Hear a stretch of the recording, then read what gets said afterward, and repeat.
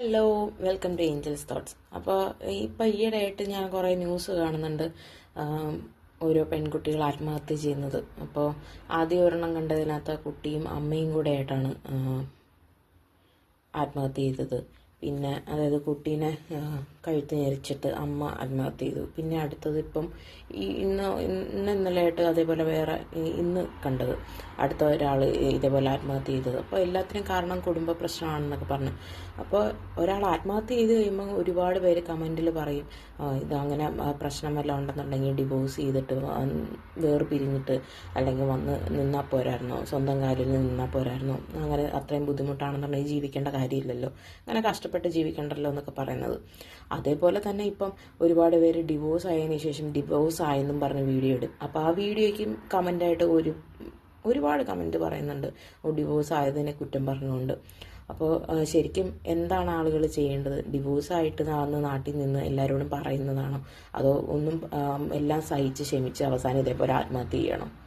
നിങ്ങൾ തന്നെ ഒന്ന് ചിന്തിച്ച് നോക്ക്. നമ്മുടെ നാടാണോ നന്നാവേണ്ടത്, മനുഷ്യരാണോ നന്നാവേണ്ടത്, എന്താണ് വേണ്ടതെന്നുള്ളത്?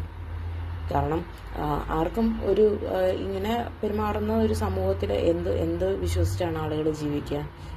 ഇനി ഇവരാരെയും നോക്കണ്ടെന്നും പറഞ്ഞ് ജീവിക്കുന്നവർക്കാണെങ്കിൽ ഓക്കെ. ഞാനിപ്പോഴും ചിന്തിക്കുന്നുണ്ട്, പലരും അതേപോലെ ഇപ്പം ഡിവോഴ്സ് ആയിക്കഴിഞ്ഞ് വന്നു നിന്നാലോ അപ്പോൾ പറയും, നീ ഒരു പെണ്ണല്ലേ, നിന്റെ കയ്യിൽ തെറ്റ് അല്ലെന്നുണ്ടെങ്കിൽ പോലും നീ അങ്ങനെ ക്ഷമിച്ച് സഹിച്ച് ജീവിക്കണം. എന്ത് ക്ഷമിച്ചും സഹിച്ചും ജീവിക്കണം എന്നാണ് പറയുന്നത്?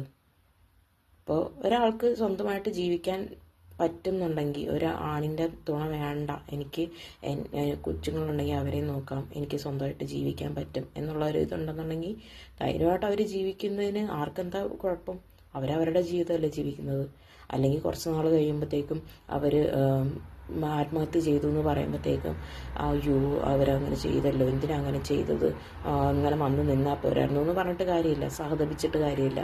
അപ്പം ആദ്യം അത് ഡിവോഴ്സായെങ്കിൽ ഡിവോഴ്സായി, അവർ ജീവിക്കട്ടെ. ഡിവോഴ്സ് ആയതെന്നും പറഞ്ഞ് അവർക്ക് ജീവിക്കാൻ പറ്റാതെയൊന്നുമില്ലല്ലോ. ഞാൻ ഡിവോഴ്സ് ചെയ്യണമെന്നോ അല്ലെങ്കിൽ എല്ലാവരും കല്യാണം കഴിച്ച് അങ്ങനെ പ്രശ്നത്തോടെ ജീവിക്കണമെന്നോ ഒന്നും പറയുന്നില്ല.